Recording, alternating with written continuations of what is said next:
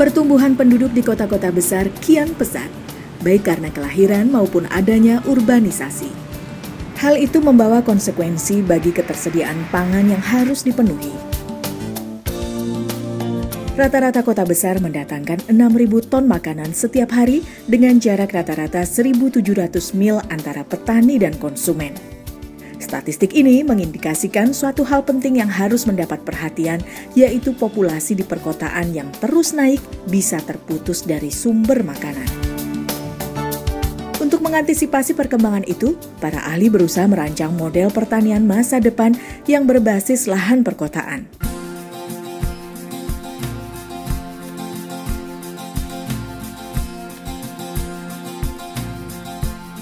Model tersebut dinamakan pertanian perkotaan. Tujuannya untuk memberdayakan penduduk perkotaan agar dapat menghasilkan makanan dalam kehidupan sehari-hari dengan teknologi sederhana, efisien, dan menarik. Pertanian perkotaan perlu pula dikembangkan melalui 3 perspektif lain, yaitu pelestarian dan keindahan lingkungan, kebersihan dan kesehatan, serta sosial kemasyarakatan. Awalnya kegiatan pertanian dimaksudkan untuk 2 hal, yakni kebutuhan pangan keluarga dan pakan bagi hewan ternak peliharaan. Namun kini pertanian perkotaan sudah dikembangkan menjadi lahan bisnis. Jadi pertanian perkotaan yang kami maksudkan dalam hal ini adalah seluruh kegiatan yang berkaitan dengan pertanian. Jadi dari sejak hulu sampai dengan hilirnya. Yaitu misalnya yang terkait misalnya dengan kegiatan kami di PPTP Jakarta, itu adalah seluruh kegiatan yang menyangkut pada 4 atau 5 subsektor. Yang pertama yaitu adalah composting, kemudian budidaya tanaman, juga budidaya ternak, sampai dengan pasca panen dan pemasarannya. Jadi kami ini juga membuat konsep bahwa pertanian perkotaan di Jakarta ini diarahkan kepada pertanian bioindustri perkotaan. Dalam konteks perbaikan ekonomi keluarga, pertanian perkotaan tidak hanya untuk kebutuhan pangan keluarga semata, tetapi bisa diandalkan untuk meningkatkan ekonomi keluarga melalui usaha budidaya pertanian perkotaan melalui program inkubasi bisnis.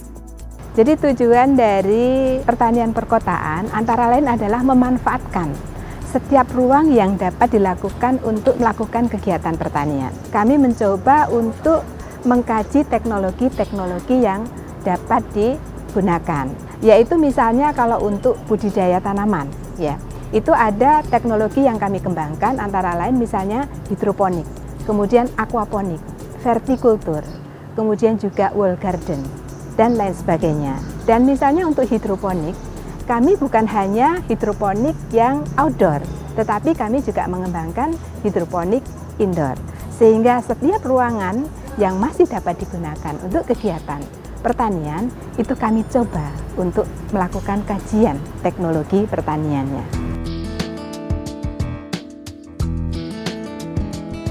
Pertanian perkotaan sesungguhnya tidak serumit pertanian di pedesaan pada umumnya. Karena dengan pendekatan teknologi yang sederhana, pertanian perkotaan bisa dilakukan di ruang-ruang terbatas dan dapat dilakukan oleh siapa saja. Untuk Jakarta hampir semua aspek pertanian, budidaya pertanian, bisnis pertanian cocok.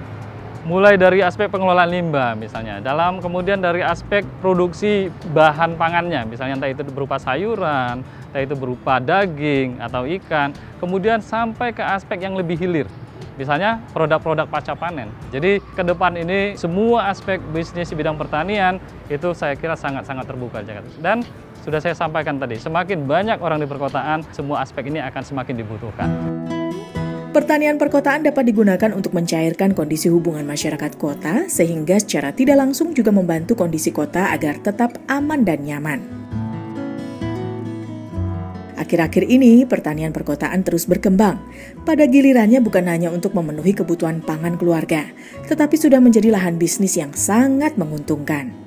Kalau kita lihat dan saya melihat bahwa khususnya dalam 2 tahun terakhir ini progresnya sangat-sangat tinggi. Terutama semenjak ada program kawasan rumah pangan lestari. Kemudian juga kita sudah melihat ada kecenderungan di dunia juga bahwa bisnis pertanian itu sebenarnya akan berada di perkotaan. Karena itu tadi, begitu banyaknya konsumen itu berada di perkotaan. Nah, ini juga yang dilihat masyarakat kita. Apalagi sekarang kemajuan teknologi, informasi, sehingga masyarakat bisa mengakses semua informasi dari internet, kemudian melihat peluang-peluang itu. Jadi saya lihat dalam 1-2 tahun terakhir ini semakin banyak masyarakat yang datang, kemudian juga yang mengembangkan berbagai inovasi teknologi dalam hal menghasilkan produk yang bernilai ekonomi, sehingga bisa menghasilkan uang dan bisa meningkatkan taraf ekonomi di level masyarakat.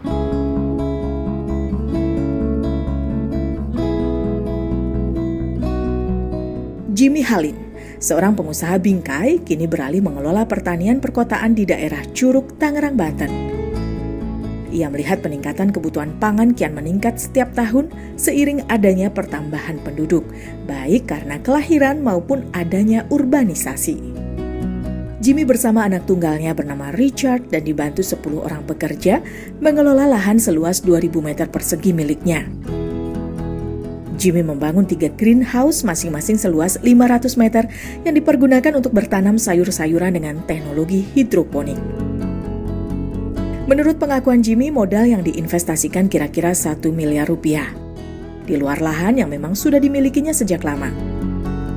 Omset per bulan dari produksi kebun hidroponiknya sekitar 200 juta hingga 250 juta. Sebagaimana diketahui ya, sekarang ini lahan pertanian makin hari makin sedikit, ya jumlah penduduk makin hari makin bertambah, sehingga dipikirkan ada cara bagaimana yang bisa produksi lebih banyak sayur-sayuran, terutama di daerah perkotaan, sehingga dipikirlah memakai cara hidroponik. Kita milih tanaman yang umum dikonsumsi oleh masyarakat, dalam hal ini kangkung, bayam hijau, bayam merah, pakcoy, caisim, selada, ya, kailan.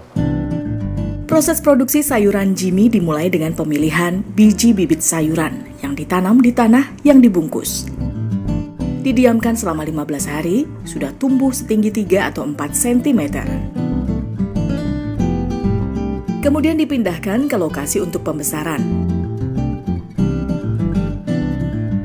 Ditanam dalam mangkuk kecil berisi air yang ditaruh di pipa selama 15 hari. Selanjutnya, sayur-sayuran siap dipanen.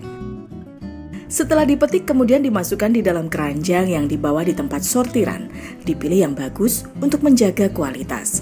Kemudian ditimbang untuk dimasukkan ke dalam plastik sesuai ukuran berat. Ada 200 gram dan 250 gram. Sayuran siap didistribusikan ke seluruh Jabotabek. Saya rasa prospek kedepannya cukup cerah ya, sangat cerah sekali sih sebenarnya gitu. Kebutuhan sayuran setiap tahun juga meningkat terus. Dan juga rasanya sendiri untuk sayur-sayur hidroponik juga berbeda dengan sayur yang ada di tanah juga gitu. Nah, perlu kita pertimbangkan adalah soal kesehatan juga ya. Karena kalau hidroponik itu relatif kita tahu, kita udah mengukur juga, tes juga bahwa airnya itu adalah baik ya. Dalam hal ini tidak mengandung metal-metal berat, aman untuk kita konsumsi ya. Keberhasilan Jimmy di bidang pertanian perkotaan dengan menggunakan teknologi hidroponik memacu dirinya untuk mengembangkan teknologi aquaponik, di mana ikan dan sayuran dibuat sistem sirkulasi air dan kotoran ikan lele dan ikan patin dipergunakan untuk pupuk sayuran.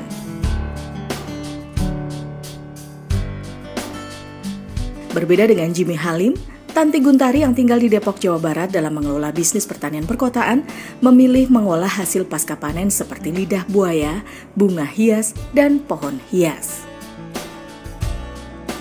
Tanaman lidah buaya yang selama ini hanya dikenal sebagai bahan pencuci rambut, di tangan Tanti Guntari, daging lidah buaya bisa menjadi beberapa penganan seperti jelly lidah buaya, stik, kerupuk.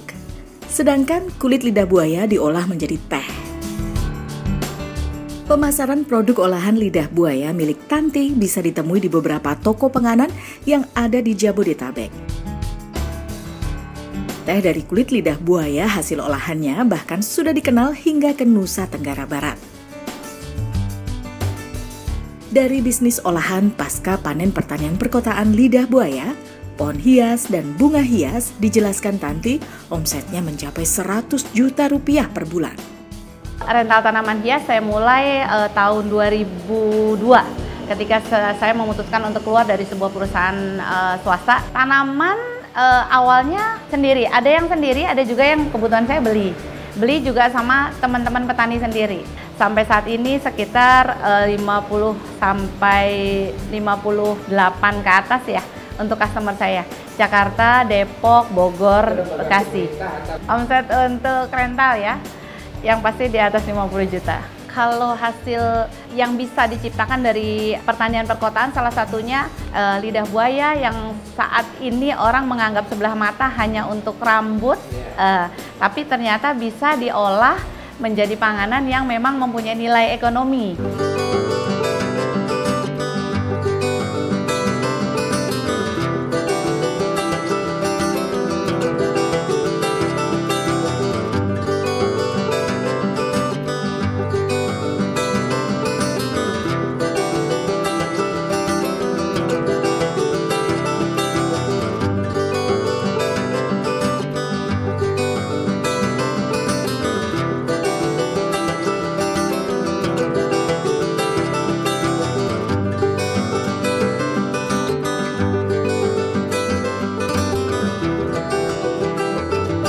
Menurut Mulfihani Yanis, SPT MSI dari BPTP, dalam hal mengelola dan mengolah pasca panen hasil pertanian perkotaan, Balai Pengkajian Teknologi Pertanian atau BPTP memberikan diklat dan penyuluhan berupa teknologi pengolahan dan pengemasan produk pasca panen pertanian perkotaan kepada masyarakat, agar masyarakat dapat mengembangkan menjadi potensi usaha meningkatkan ekonomi.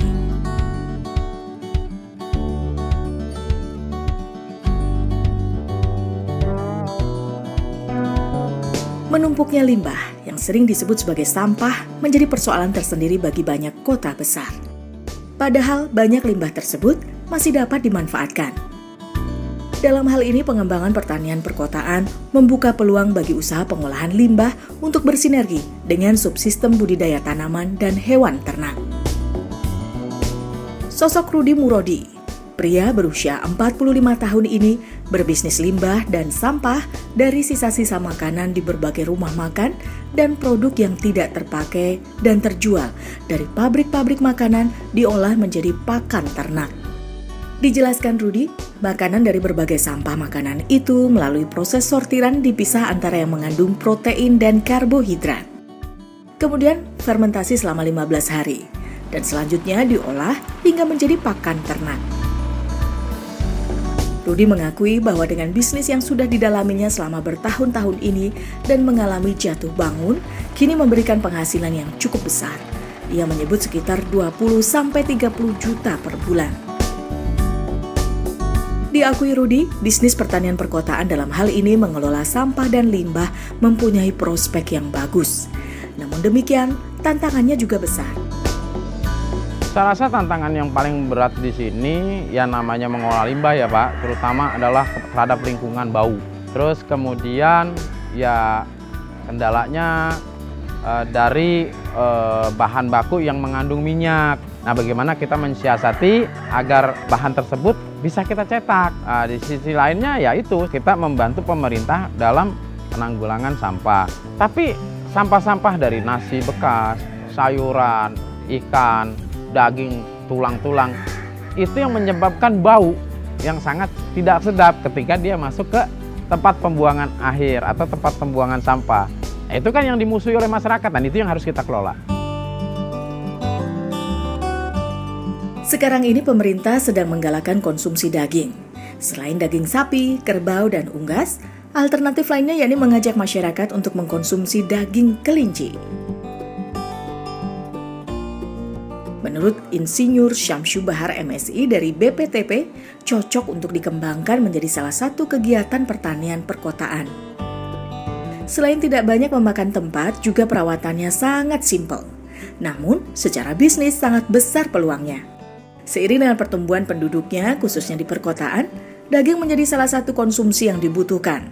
Dan untuk memenuhi kebutuhan akan daging kelinci adalah salah satu solusinya.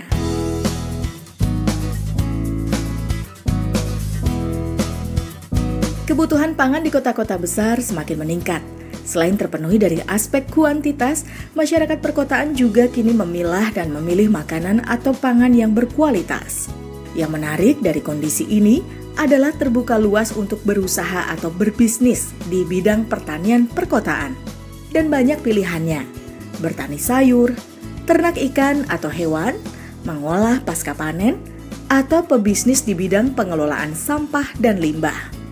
Anda sendiri yang menentukan.